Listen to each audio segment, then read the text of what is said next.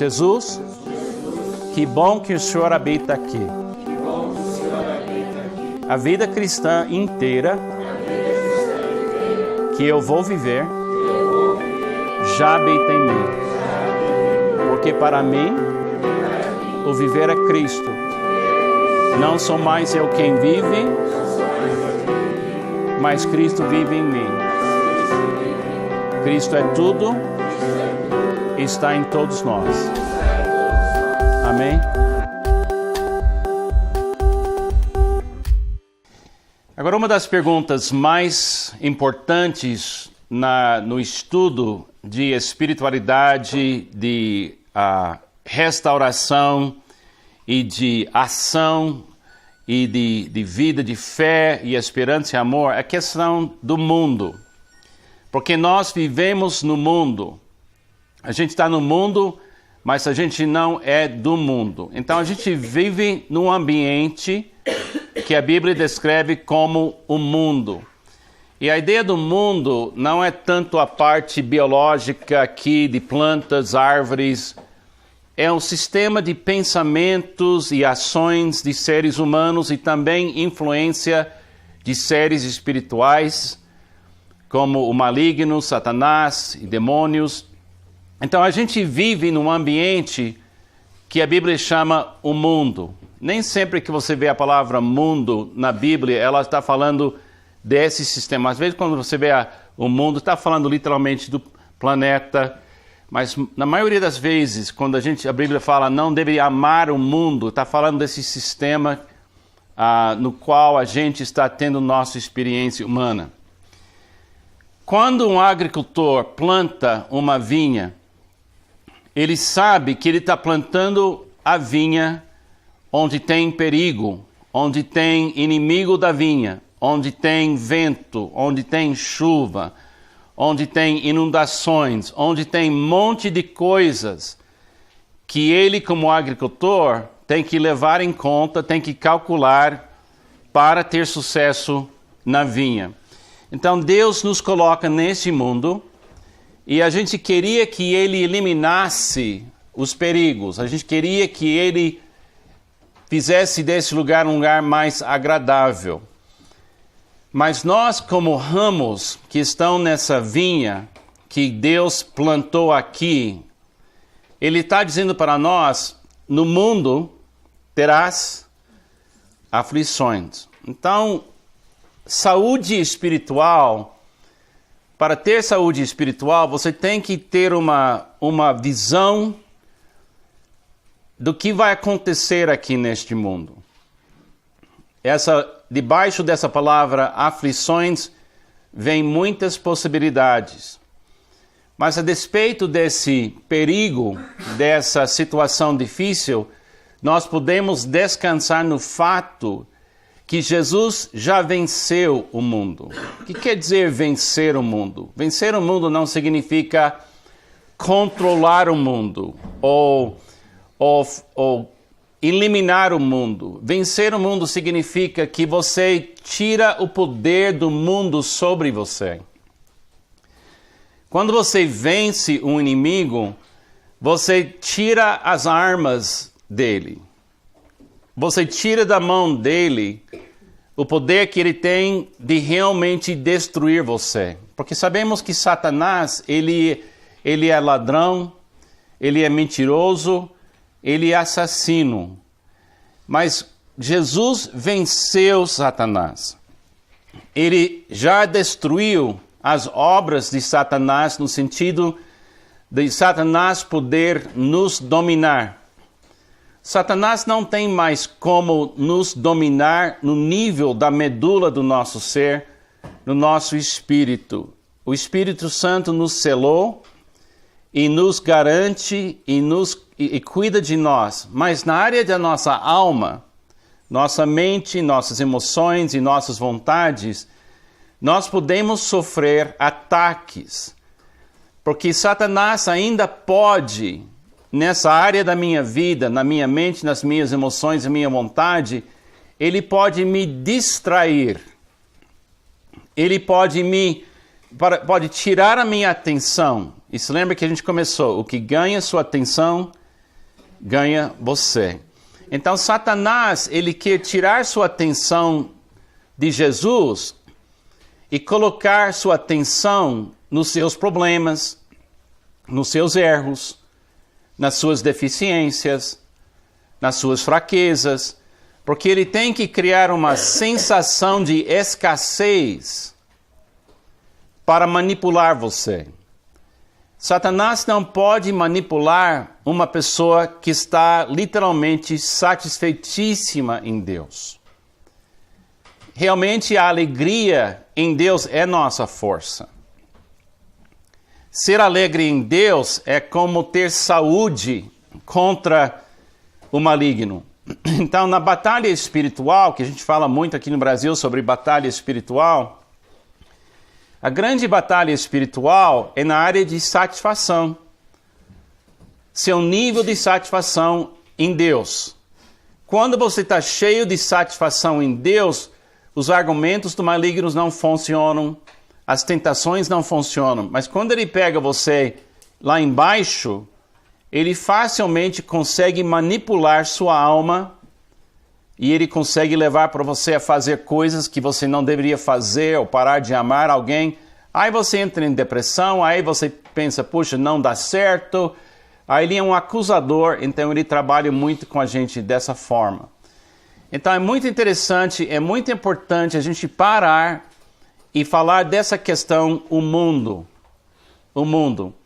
Um psiquiatra norte-americana chamado Scott Peck escreveu um livro, muitos anos atrás, é um livro muito famoso, e ele falou assim, que as doenças mentais que seres humanos desenvolvem começam sempre no mesmo lugar. Ele disse assim, que o ser humano que recusa aceitar o fato que a vida é difícil, isso é o início de doença mental. Quando uma pessoa não aceita o fato que morar e viver aqui é difícil, se a pessoa não aceitar esse fato, ela começa a rebelar contra isso. Aí ela constrói fantasias na cabeça, castelos no ar, e depois ela vai morar lá. Entendeu? Então ele disse que para curar uma pessoa que tem uma doença mental, você tem que levá-la cuidadosamente para uma mudança de paradigma. Vida aqui é difícil para todos os seres humanos. E aprender a superar essas dificuldades ajuda a gente a ser um ser humano completo. Agora, como cristão, eu também preciso entender que a minha espiritualidade não vai me levar fora deste mundo. A minha espiritualidade vai acontecer aqui neste mundo. E agora que eu aceitei a Jesus, eu trouxe para a minha vida também um outro desafio, que eu vou receber uma certa resistência aqui, se eu viver a minha espiritualidade. Jesus falou, se me odiaram, eles vão odiar você também. Então vai ter gente que vai odiar a gente que não tem razão nenhuma. Não tem justificativa nenhuma. Mas eles estão odiando Jesus que habita em nós. E eles nem sabem que estão odiando Jesus. Eles estão contra a gente de uma certa forma.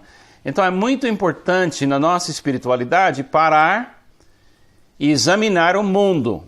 Porque muitos crentes ficam tão chocados que a vida não melhorou de vez quando eles aceitaram a Jesus. Agora, sua vida melhorou perfeitamente, porque sua vida é Jesus. O mundo continua sendo o mundo. Então, vamos aqui em frente, a gente vai vendo aqui.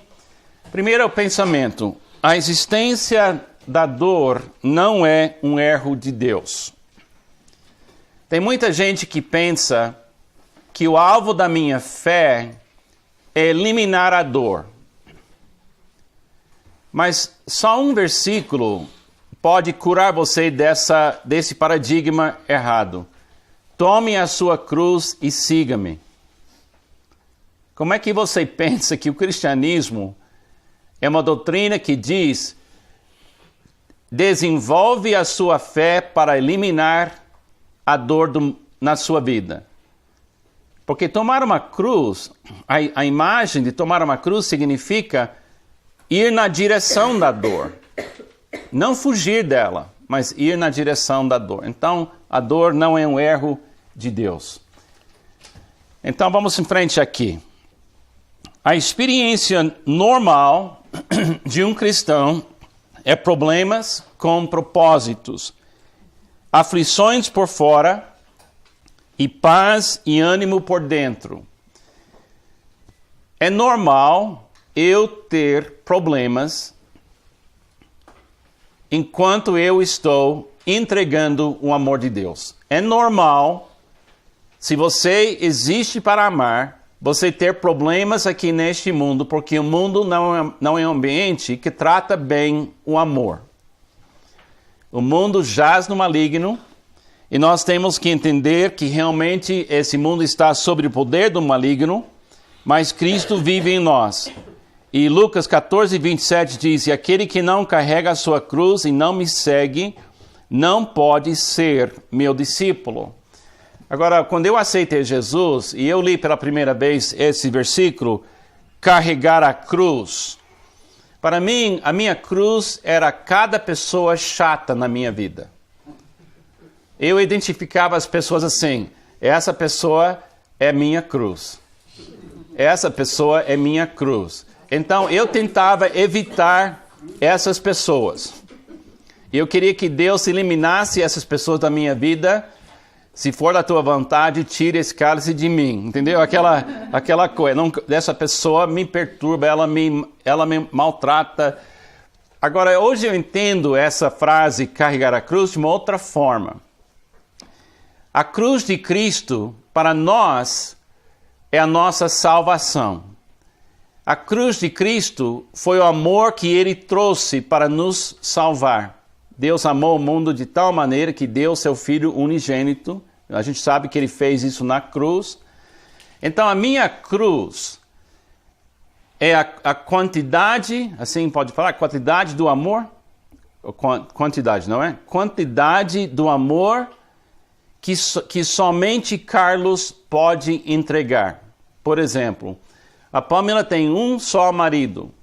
E quem me conhece já sabe que isso já é muito problema para ela. Entendeu? Eu talvez seja a cruz dela, não sei. Então, a Pamela não pode receber o amor de um marido em outros lugares. Ela deveria receber o amor de um marido diretamente de mim. Nós temos 4 filhos. Esses filhos, que são nossos filhos, mas também meus filhos, só têm um pai biológico. Então, eu preciso amar esses filhos como pai ama filho. Se eu não amar esses filhos dessa forma, eu não estou indo com a minha cruz. Eu não estou carregando a minha cruz. Então, minha cruz é a quantidade do amor que somente eu posso entregar. E você lembra aquele versículo que fala que no Sermão da Montanha, que Jesus diz: perdoe as nossas dívidas? Você lembra daquilo? Nossas dívidas? Mas que dívida? A dívida acontece ou aparece quando você não ama quem você deveria amar. Quando um pai não ama um filho, cria-se uma dívida. Quando um marido não ama sua esposa, cria-se uma dívida. Quando um amigo não ama o seu amigo, cria-se uma dívida. Agora, qual é a sensação interior em você quando alguém não paga uma dívida que ela tem com você? Se eu emprestar R$1.000 de você, e cada vez que você me vê pregando na igreja, o que você vai pensar? Ah, ele prega, mas não vive. Cada vez que você me vê, a história daquela dívida volta. Então, quando a gente não ama, a gente cria uma dívida na memória de alguém.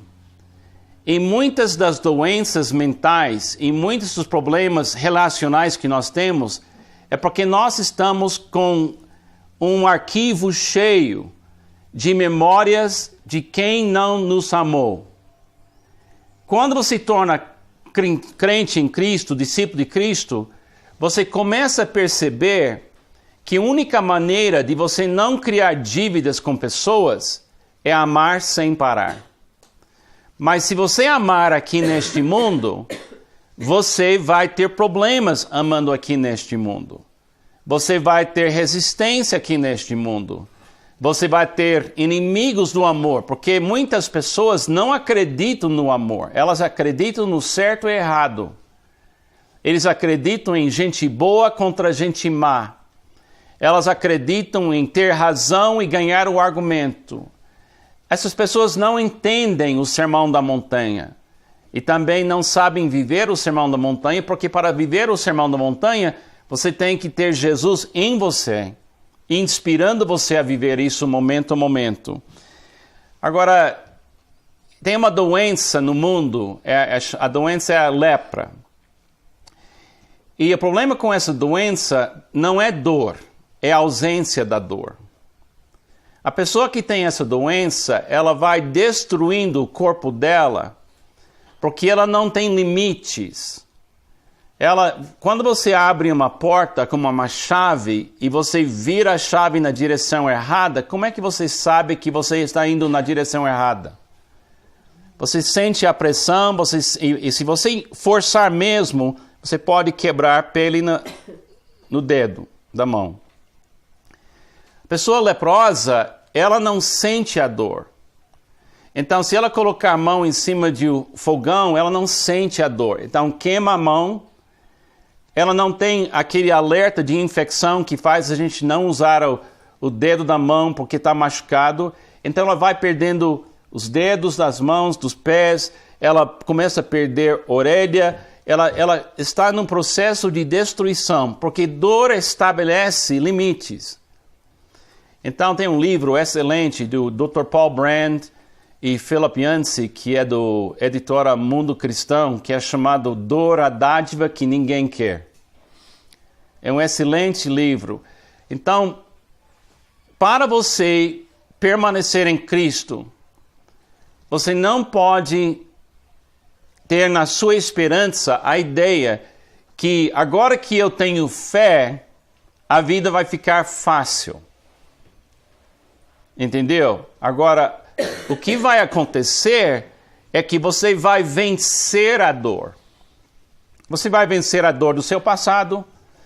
Você vai vencer a dor de quem tem dívidas com você. Você vai aprender a perdoar essas dívidas. Você vai desarmar o seu passado. O passado é como uma bomba que alguém deixou na sua casa que pode explodir em qualquer momento. E você tem que ter alguém que chega na sua casa e desarma aquilo. Então, perdoar é desarmar. Para que a explosão não chegue de repente no momento, no meio do casamento ou no seu relacionamento com seus próprios filhos, talvez. A dor e os problemas nos levam para perto de Deus. O que mais quebra o orgulho humano é a dor. O sucesso não quebra o orgulho. O sucesso, às vezes, alimenta o orgulho. Mas o que quebra o orgulho dentro de nós, aquela sensação que eu posso gerenciar as minhas circunstâncias, o que me faz realmente repensar tudo é a dor. Então Deus usa a dor dessa forma na minha vida. Mike Wells falou assim: um crente com problemas é abençoado por Deus. Alguém aqui concorda com isso ou não? Um crente com problemas é abençoado por Deus. Sim, verdadeiramente abençoado. Se não tem para onde se voltar, desistiu de si e dos outros e descobriu que os problemas simplesmente não podem ser resolvidos de qualquer maneira terrena, ele pode rapidamente ser levado a ver que há apenas uma esperança para si, a presença de Deus. Então é muito importante você entender que Deus usa a dor para focar você de volta na videira, para focar de você de volta para Jesus Cristo. Agora, ele tem um desenho que ele mostra no livro dele, e você tem no seu livreto também, que os problemas que vêm da nossa vida, a gente sempre está avaliando, por que eu estou sofrendo isso? Esse problema veio de Deus? Esse problema veio do inimigo? Esse problema veio do mundo e as minhas circunstâncias? Ou eu estou nesse problema por causa dos meus erros? Acho que todo mundo aqui já fez esse exercício. Você perdeu o emprego, ou você perdeu uma amizade, ou você ficou doente. E o primeiro pensamento é, o que está acontecendo? Isso é uma coisa do maligno? E é um erro meu? É uma atividade satânica? É uma coisa que faz parte da vida? Porque a gente sempre quer compreender por que está acontecendo. Mas o Mike Wells, ele recomenda que você entende que não importa necessariamente a fonte do problema. Porque todo problema deveria forçar você para o caminho estreito. Mas quando as pessoas no mundo têm problemas, isso força ela para o caminho largo.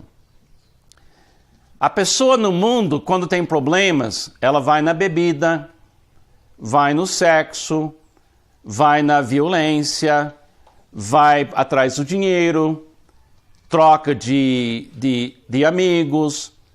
Ela foge do problema, tentando aliviar a dor do problema. Mas nós estamos sendo levados para a presença de Deus.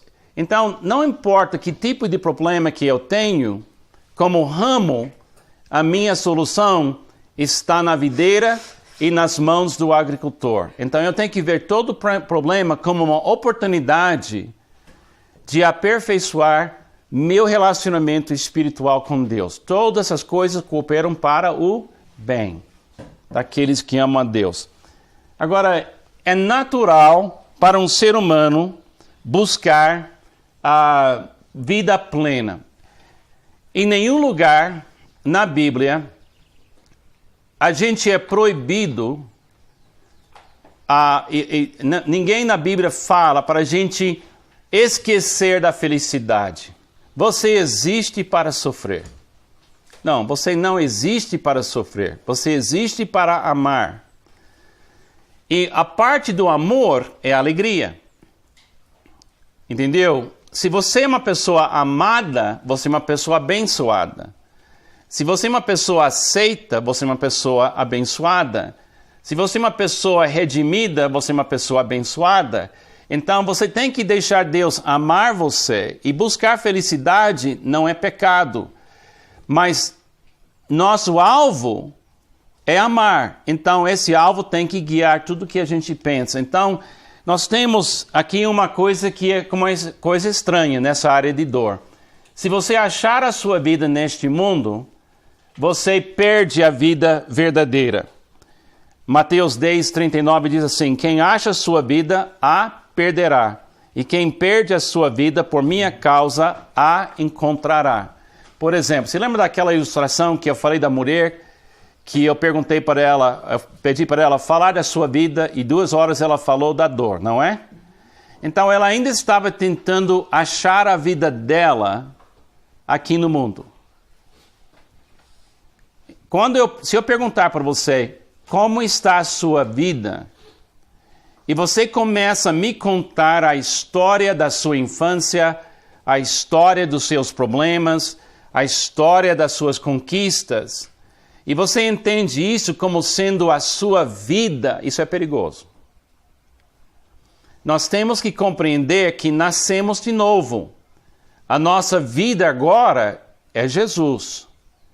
Então, se eu pedir para você, se eu fizer essa pergunta, como está a sua vida? Se eu fizer essa pergunta para Petrônio, E eu falo, Petrônio, como está a sua vida? A coisa mais natural para Petrônio é falar, é muito bom, eu sou homem casado, eu tenho uma filha, eu estou pastoreando uma igreja. Mas se eu apertar um pouco mais, eu falo, Petrônio, segundo Jesus, o que é sua vida? Eventualmente ele vai falar, minha vida é Jesus. Mas trocar isso não é fácil para nós. Porque para nós, a nossa vida é a soma das coisas que aconteceu conosco aqui. Mas quando Deus olha para nós, Ele está vendo em nós vida eterna. Gente, o tempo que a gente vai gastar aqui neste mundo é muito curto. É muito curto. Isso aqui não é a sua essência. Sua essência, você é um ser espiritual que vai viver uma eternidade. Entendeu? Então você tem que perder sua vida aqui neste mundo e parar de pensar que sua vida é a conquista daquela casa nas montanhas, aquela casa na praia, aquele carro. Talvez Deus dê essa coisa para você, não sei. Agora, Ele dá para você o melhor que Ele é, o melhor que Ele tem, que é Cristo que habita em você.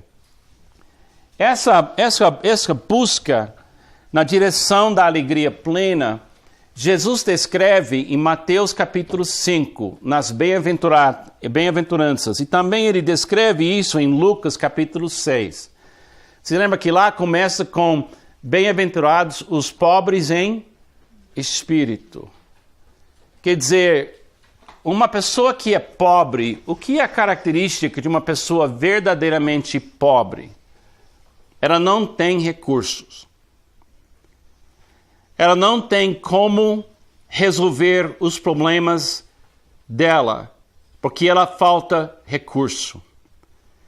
Quando você chega até a descoberta, até o momento de perceber que você não é Deus, e você não tem recursos, e você começa zerado, isso é o início da recuperação de um ser humano.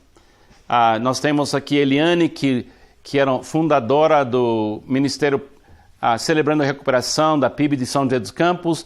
Tem outras pessoas aqui que trabalham nessas áreas. Primeiro passo para recuperar um viciado ou para recuperar uma vida é a pessoa admitir de coração, eu não sou Deus. E eu não tenho como gerenciar a minha vida. Então, se você ler o Sermão da Montanha, Jesus fala que existe sim um caminho para a felicidade. Existe sim um caminho para amar. E ele cita isso, então, nós estamos nesse caminho. E a gente vai aprendendo a viver com pobreza de espírito, com mansidão e humildade. A gente começa a entender o que é realmente celebrar até quando a gente tem perseguição na nossa vida. Porque Deus permite os problemas, mas esses problemas têm o poder na nossa vida. Agora, a dor e os problemas nos fazem receptivos. A minha experiência pastoral confirma isso. Uma pessoa crente em Cristo que passa pela dor, ela abre a sua vida interior com mais facilidade. Pessoas normalmente vêm para o escritório de um pastor não porque estão celebrando coisas. Normalmente eles vêm porque têm problemas. E a pessoa abre sua vida interior de uma forma mais honesta quando ela está com dor. É a mesma coisa que eu não vou no médico só bater papo.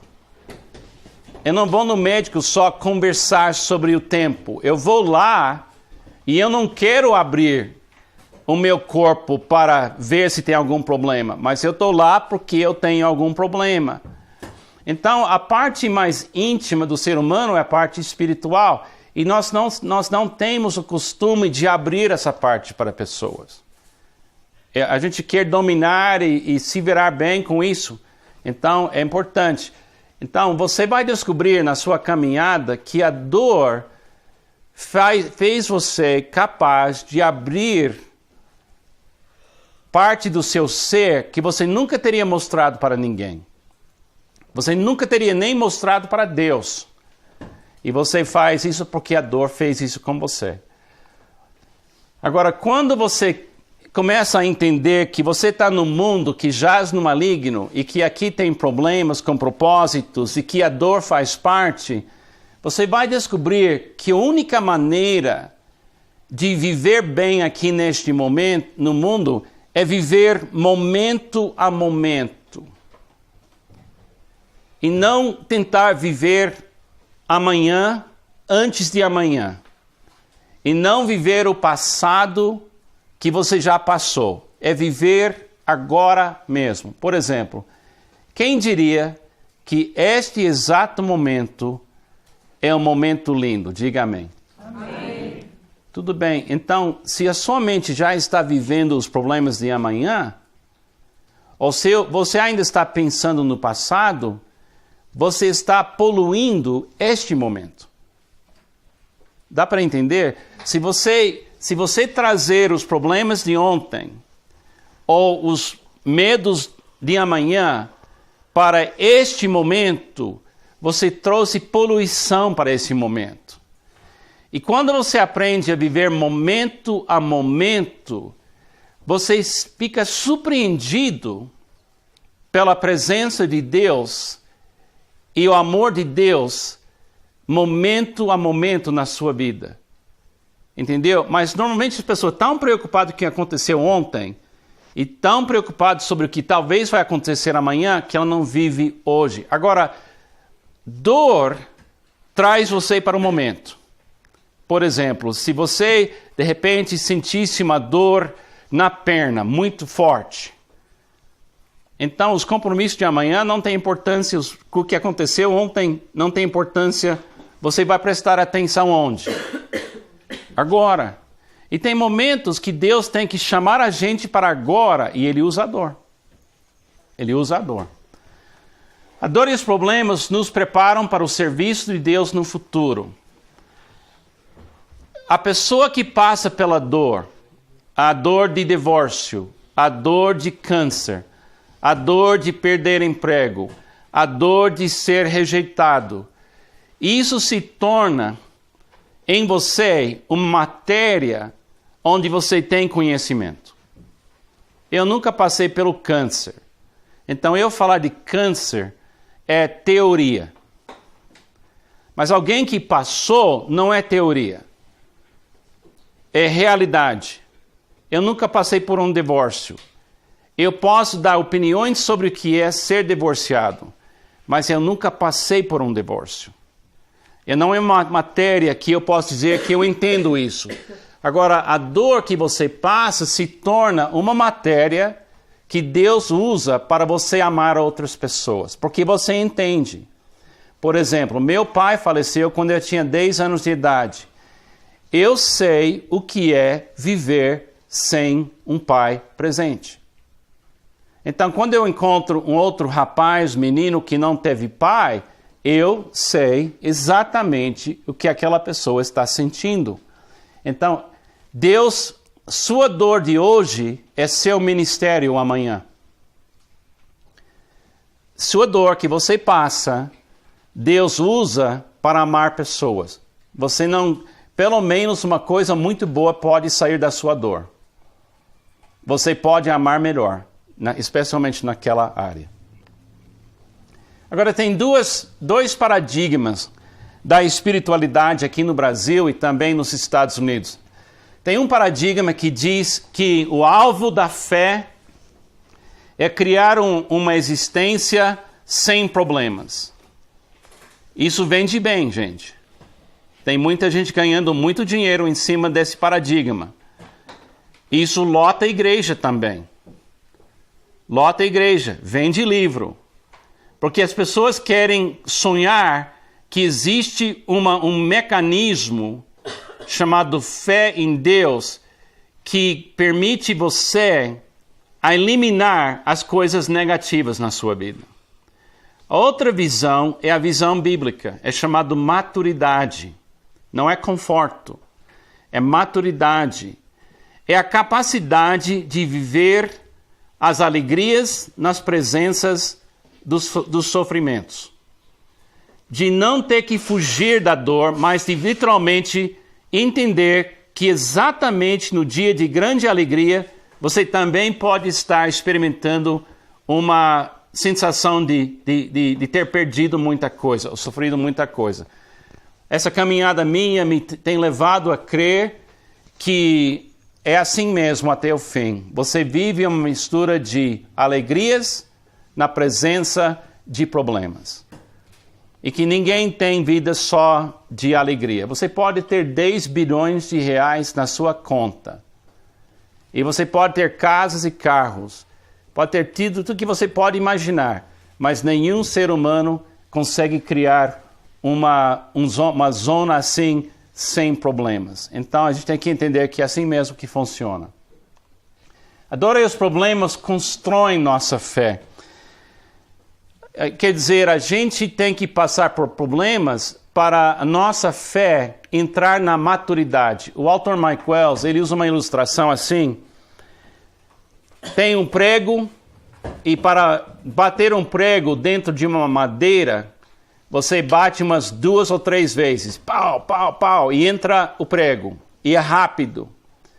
Mas durante o inverno, a mudança na temperatura faz o prego ficar fácil de tirar.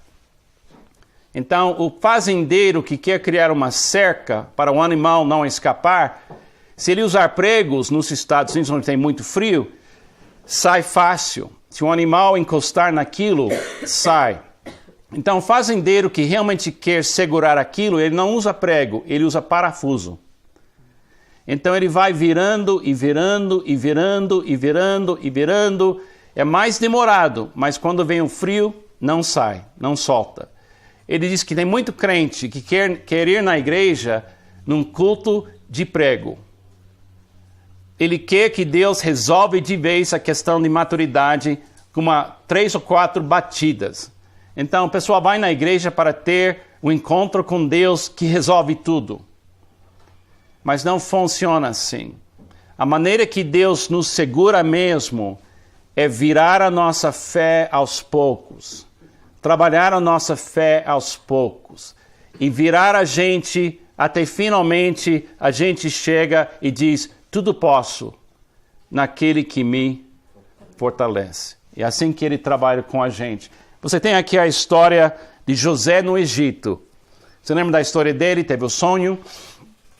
E de repente ele acaba indo para a prisão e Deus está apertando ele, e apertando ele, apertando ele, até finalmente José está pronto. Aí Deus tira ele da prisão e ele se torna primeiro-ministro do Egito e ele salva sua família, ele perdoa seus irmãos e ele é um exemplo do que é a vida cristã. Ele é um exemplo mesmo do que Deus quer nas nossas vidas. Agora, a dor nos ensina a viver num mundo mais amplo. Quando você sofre dor, você conhece novas pessoas. A Marisa, que é esposa do Josmar, são os donos aqui do acampamento Ebenezer, ela passou por câncer. Ela está na 2ª batalha com câncer agora mesmo. E ela já foi operada e ela já passou, está passando, e nos últimos 3 anos ela está nessa batalha. E a gente vê a Marisa e a gente vê o crescimento espiritual da Marisa. Mas uma coisa que ela falou me chamou muita atenção. Ela disse, Carlos, eu estava morando em São José dos Campos e eu nunca vi pessoas com câncer. Eu não percebi elas, eu não tinha como saber quem são elas. Agora ela disse, eu sei que tem uma comunidade inteira em São José dos Campos sofrendo com câncer. Mas agora eu vejo elas. Eu sei quem são. Porque ela está vivendo num mundo mais amplo. Quando você sofre, a gente pensa, meu mundo é menos.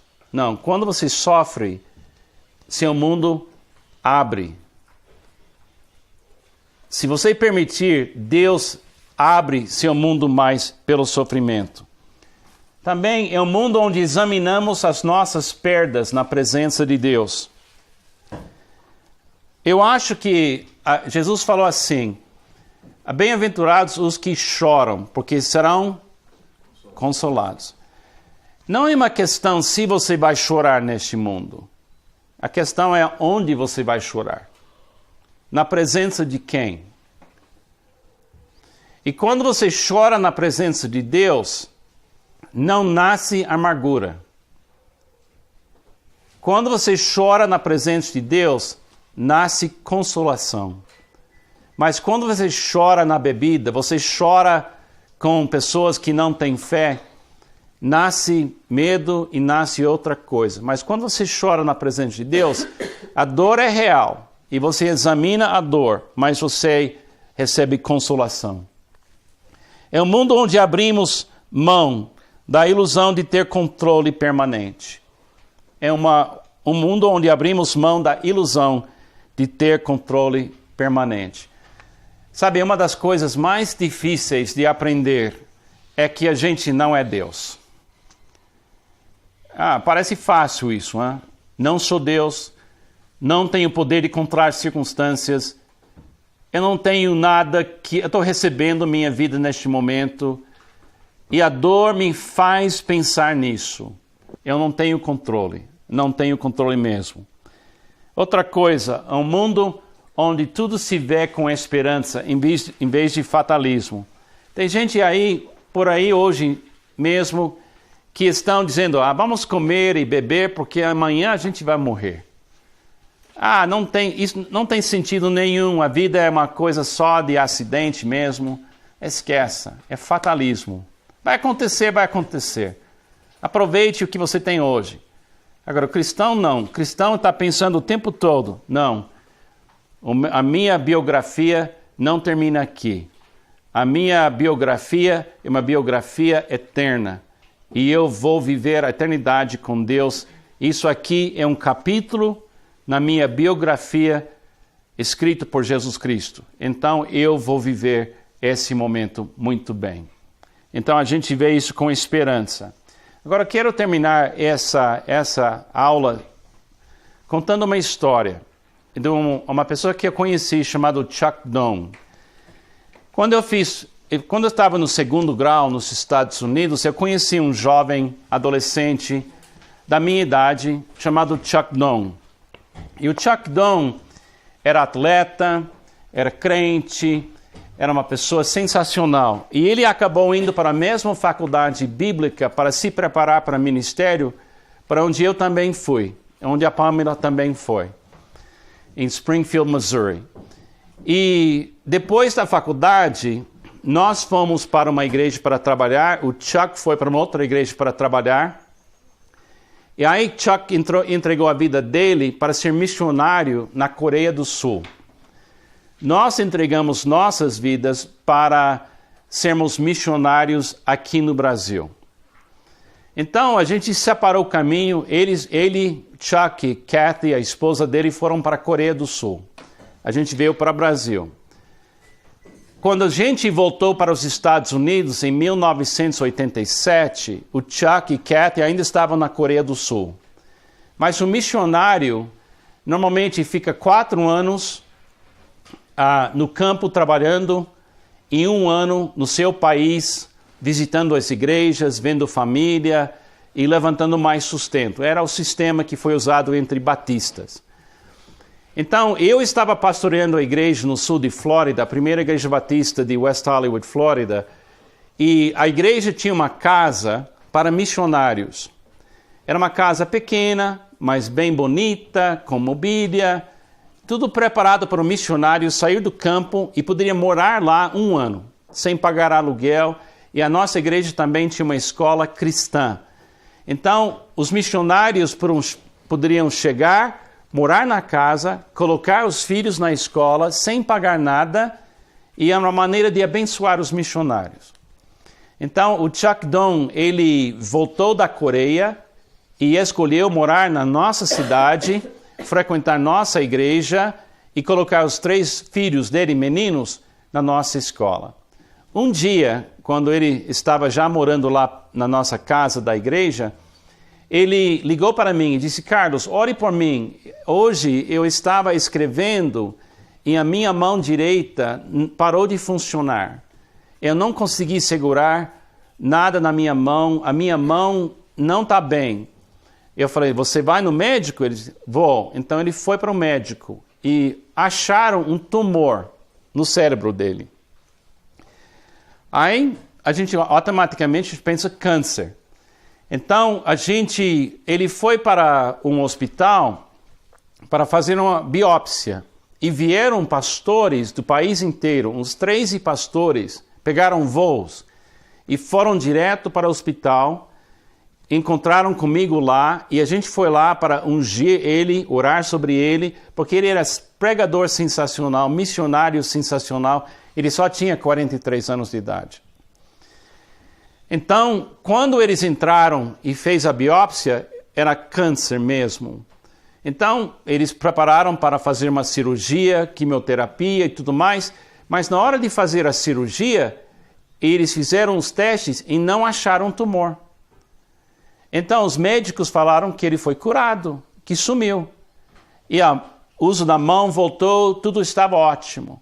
A igreja celebrou, era uma cura, era uma alegria. Então, ele voltou para a Coreia, bem, e ficou uns 2 anos lá trabalhando. E aí ele ligou para mim uma noite e ele ligou e falou, Carlos, voltaram os sintomas. Então, Carlos, eu posso voltar para a sua igreja para receber tratamento? Eu disse, a casa está vazia, venha, pega o voo, vem aqui, a gente cuida de você. Ele chegou e deu para ver que ele já estava sofrendo sequelas do tumor. Aí começou um processo de 2 anos.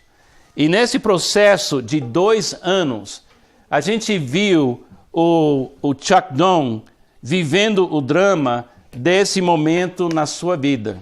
E, gente, foi de um lado terrível. Ele ficou numa cadeira de rodas, ele fez cirurgias, ele perdeu a capacidade de andar, de falar. E a gente viu 2 anos, declínio. Mas antes de ele perder a capacidade de falar, ele me chamou e disse, Carlos, eu vou morrer. Eu falei, Chuck, não fala isso não. Deus curou você uma vez, ele pode curar você de novo. E não, ele disse, Carlos, Deus me falou, meu tempo aqui acabou. Eu falei, não quero falar. Ele disse, Carlos, você vai pregar meu culto fúnebre. E eu falei, Chuck, eu não quero pregar seu culto fúnebre. Ele disse, Carlos, se você me ama, você vai pregar o culto fúnebre. Aí eu falei, tudo bem. Mas ele disse, eu já preparei o esboço. Então, ele me deu o esboço. E aqui está na página 53 do seu libreto. Você vai ver aqui, ele me deu 3 pontos. Ele diz assim, Carlos, na hora da minha morte, quando você tem todo mundo reunido lá, você vai falar para o pessoal 3 coisas. Ele disse, a dor é para a pureza. A dor é para a pureza. Então eu falei, explica para mim isso. Ele disse, Carlos, a dor, ela faz com que você elimina da sua vida tudo que não é essencial. A dor faz você segurar o que é importante e eliminar o que não é importante. Ele disse, quando eu estou com essa dor na minha cabeça, quando eu estou com essa dor na minha vida, eu não quero saber de coisa que não é importante. Eu só quero ficar enfocado naquilo que é importante. Então, a dor purifica. Segunda coisa, a cura, se receber uma cura, é para humildade. Porque quando você fica curado, você não pensa, puxa, que legal, eu tenho uma fé maior do que os outros. Você não pensa isso. Se você receber uma cura divina, você quer... A pergunta sua é, eu não mereço isso. Eu conheço tanta gente melhor que eu. Eu conheço tanta gente que tem mais do que eu em termos de fé. Eu não sei por que Deus me curou. Ele disse, Carlos, quando Deus me curou, em vez de eu ficar orgulhoso, eu fiquei com uma humildade verdadeira. Então, se receber uma cura, é para a humildade. E a última coisa que ele falou, ele falou para mim, para falar, como se fosse ele falando, diga para eles que o tesouro da sua vida é o tempo que você tem com quem você ama. Aí ele começou a falar, eu não vou estar lá para o casamento dos meus filhos. Então ele começou a falar todas essas coisas. Aí eu fiquei muito emocional, até hoje. E eu pensei, puxa, a gente corre tanto. E a gente não valoriza o tempo que nós temos com quem a gente ama. Ele disse, diga para eles valorizar o tempo. Ele disse, Carlos, a dor me ensinou essas 3 coisas. Agora, quando eu preguei o culto fúnebre, tinha mais de 700 pessoas presentes. E muitos pastores, e muitos líderes, e muitos pastores desistindo do ministério. Muitos missionários querendo parar. E quando eu dei o apelo, no fim do culto, muitos desses pastores vieram para o altar da igreja, pela frente da igreja, e entregaram as suas vidas de volta para Deus. E hoje tem um monte de pastores e missionários que estão ainda na batalha por causa da dor do Chuck. Agora, eu sinto falta dele. A esposa dele sente falta dele. Os filhos sentem falta dele. Mas, se olhar para a eternidade, aquela dor não foi um erro de Deus. Aquela dor não foi coisa boa em si, mas aquela dor Deus usou. Então, quando você sofre dor, por favor, não para de amar. E não para de servir a Deus, porque Deus não fez um erro. Ele permitiu, mas Ele vai restaurar você. Ele vai usar aquilo na sua vida. Amém?